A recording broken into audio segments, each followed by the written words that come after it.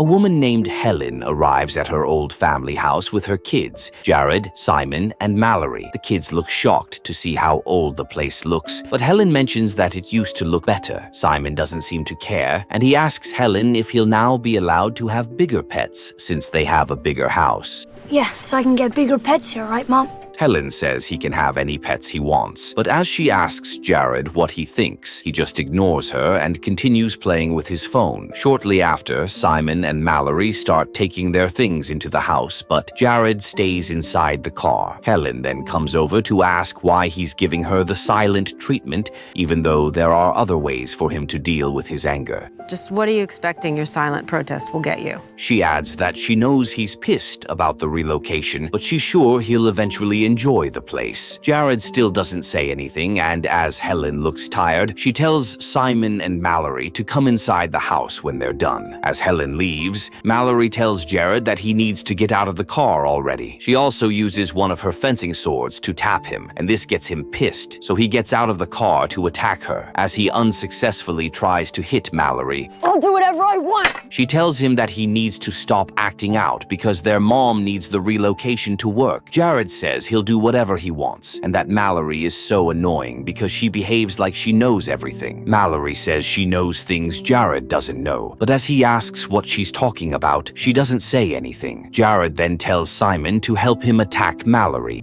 Simon, get her!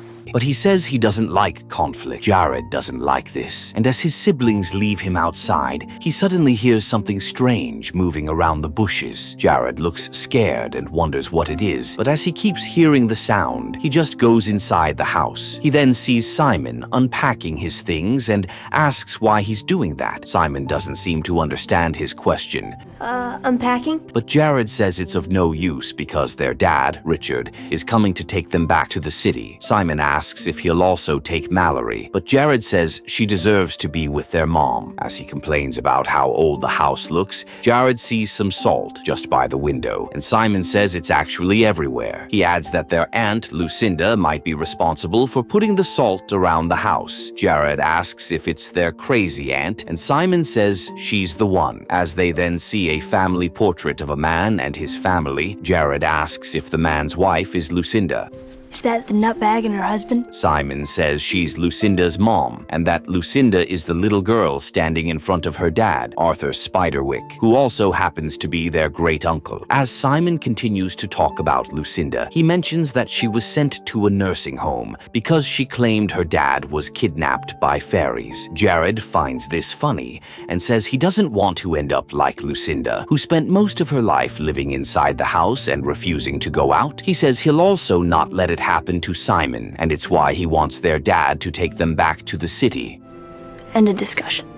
Shortly after, while the family is having dinner, Helen asks if her kids have seen her car keys because she suddenly can't find them. Simon says he hasn't seen it, but Jared ignores her. As Helen continues working in the kitchen, she sees so many bottles of honey and says that Lucinda must have liked it so much. Simon says she must have liked tomato sauce too, because the store is filled with them. Helen cannot believe this, but as she checks the store, she wonders why Lucinda had many jars of tomato sauce. Just then, Mallory gets to the dining room and asks Jared if he took her fencing medal. Where's my fencing medal, Jared? Jared says he didn't take it, but Mallory doesn't believe him. As they argue about who likely took it, Helen eventually tells them to stop. She then mentions that they need to learn to live as a family. She says she understands how they must be feeling about relocating to a new house, but that they have to make things work. Jared, give it back. Almost immediately, Richard calls Helen, and Mallory leaves the table along with Simon. Helen then eventually gives Jared the phone to speak to his dad. As they start talking, Jared sounds really excited because he's still expecting Richard to come to the house the next day. Unfortunately, Richard says he won't be able to come anymore because he has something else to do.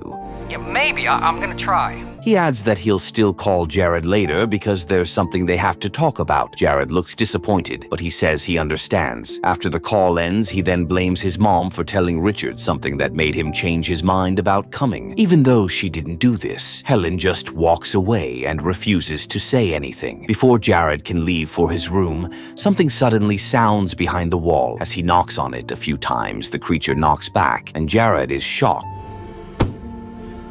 shocked. He then pokes a stick through different parts of the wall to see if he can hit the creature. Unfortunately, this leaves a dent in the wall, and as Helen sees this, she tells Jared to stop. He angrily drops the stick, and as Helen looks worried, Mallory tells their mom to go to bed while they try to clean up Jared's mess. After she leaves, Jared says there's something moving in the wall, but Mallory and Simon don't believe him. Suddenly, they hear something moving, but as Jared picks up the stick again, Mallory tells him to hand it over to her so she can gently tap the wall. We don't need any more holes in the wall.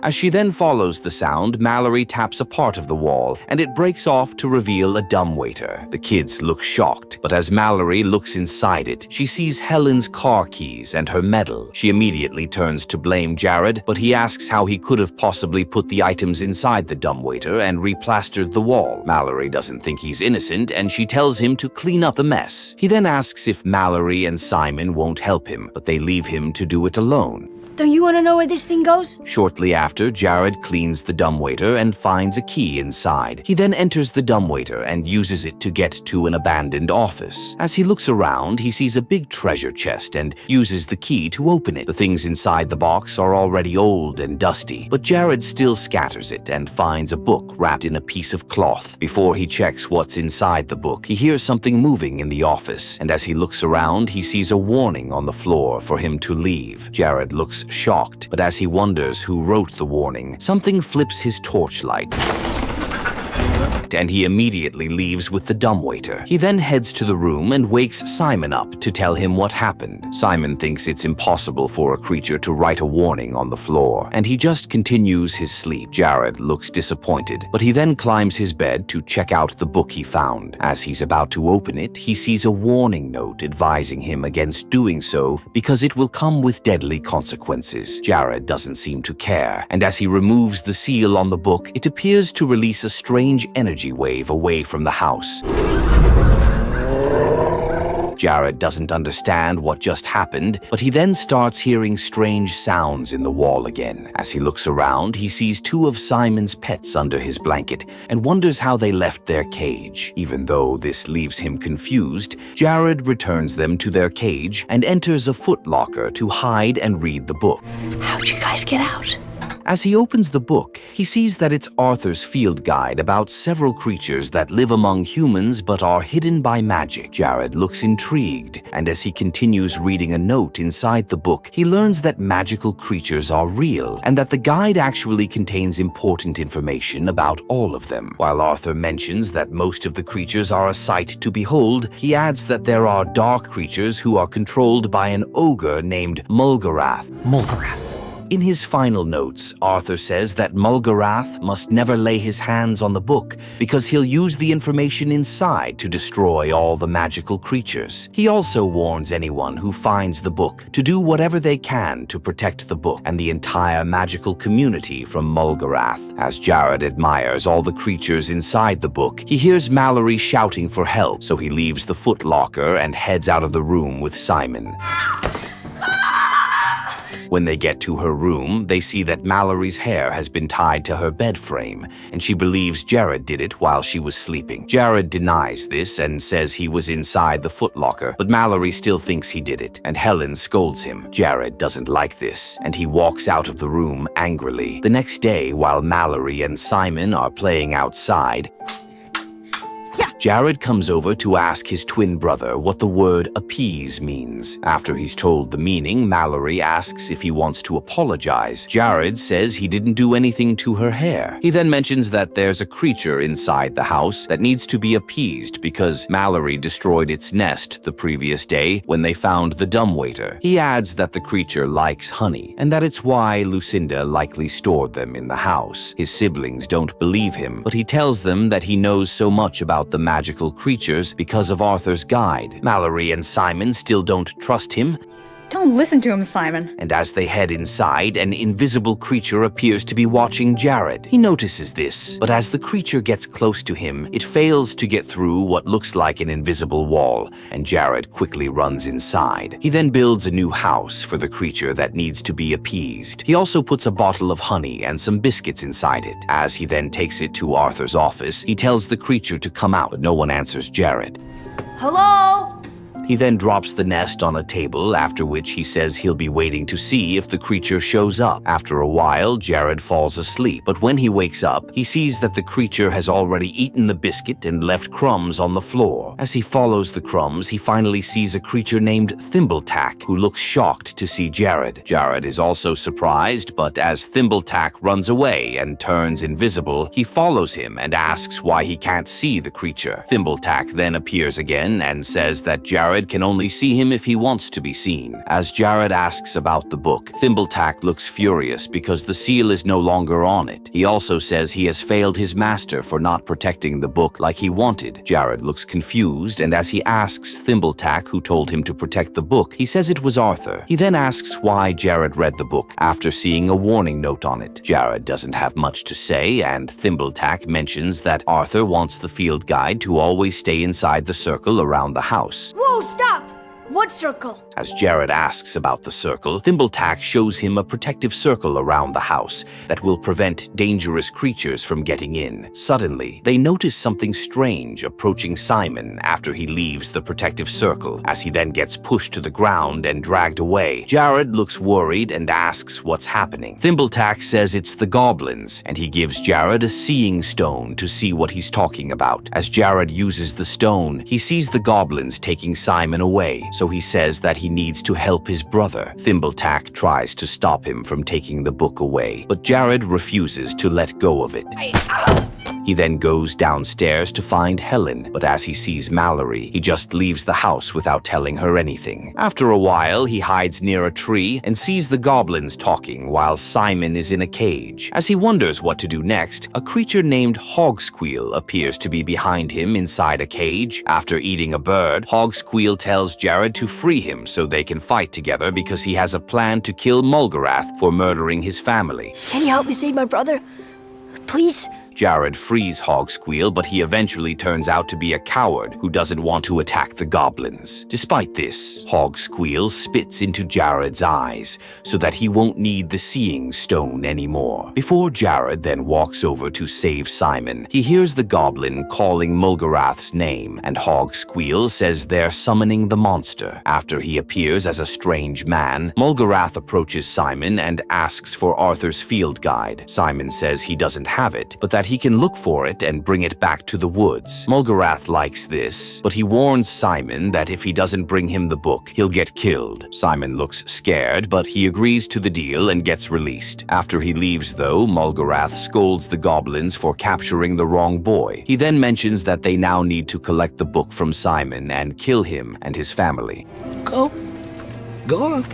Jared hears this and immediately leaves the woods to find Simon. After they meet, Simon blames Jared for what happened to him, and he says they must give the book to Mulgarath. Jared says it's not the right thing to do, and he mentions that he even has the book with him. Simon immediately tries to drag it from him, but the goblins see the book and head toward them. The brothers quickly run away, but as they nearly enter the protective circle, the goblins grab Simon and scratch his leg. Jared risks getting caught and saves his brother, after which he says they'll be fine inside the circle. Suddenly, Mallory comes out of the workshop and asks why Jared has been shouting. Jared immediately warns her to run toward the house, but she doesn't understand why he wants her to do that. Before she knows what's happening, the goblins attack her, but Jared quickly gives her the seeing stone so that she can fight for herself. After a while, she gets past the goblins and enters the circle.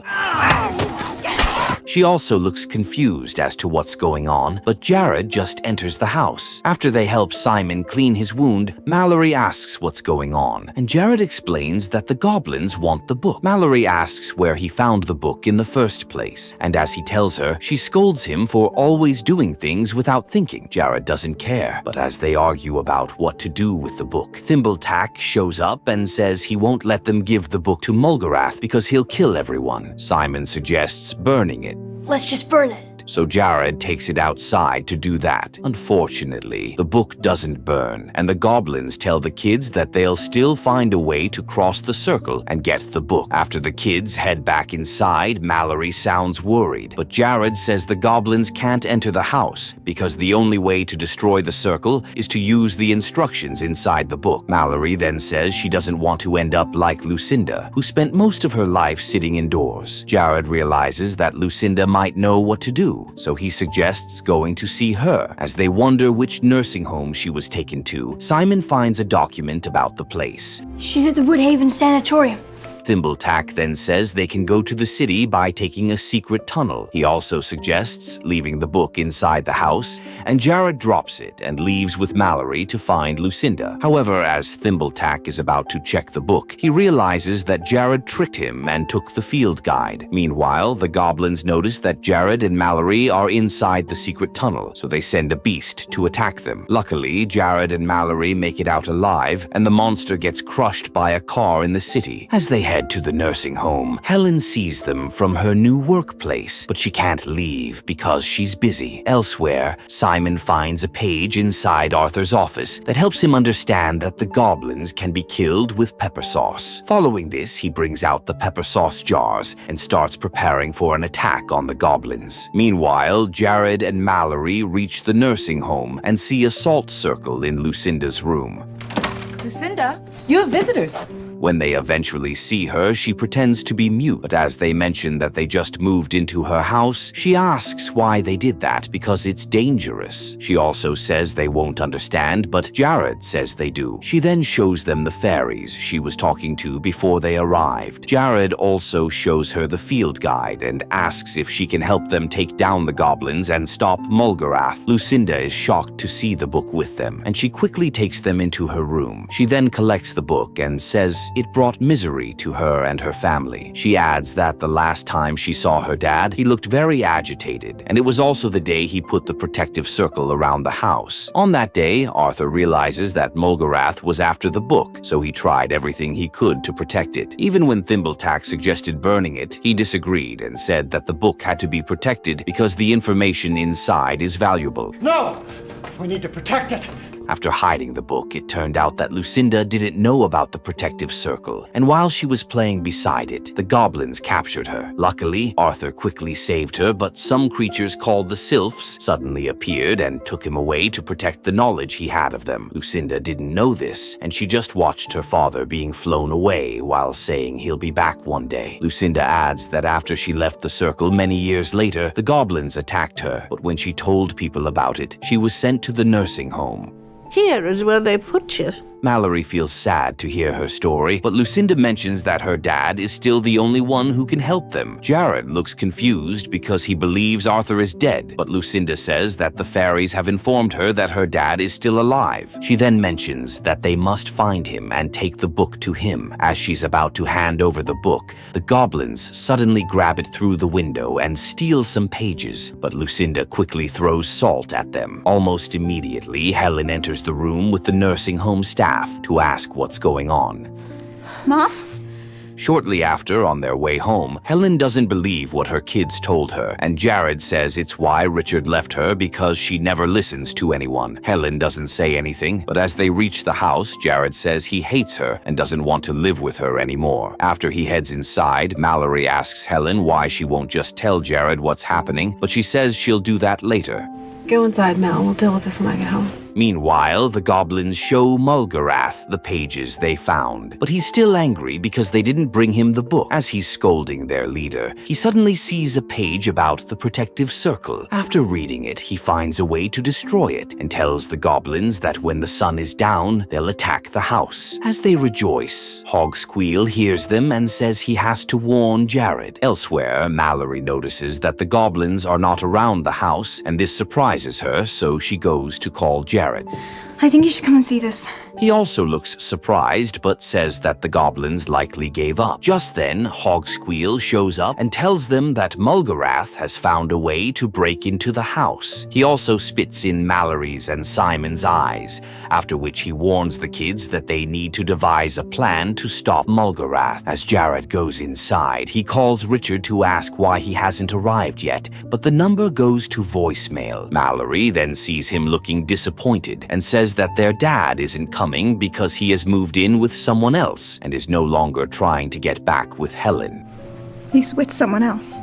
Jared feels sad to hear this, but as Mallory asks what they'll do about Mulgarath, he suddenly remembers that Arthur had a pet called a griffin. He then checks the field guide and sees how to summon the griffin, so he does just that. After the griffin arrives, Thimbletack tells the kids to ride the beast and take the book to meet Arthur, because he's the only one who can tell them what to do to stop Mulgarath. Following this, Cool pet.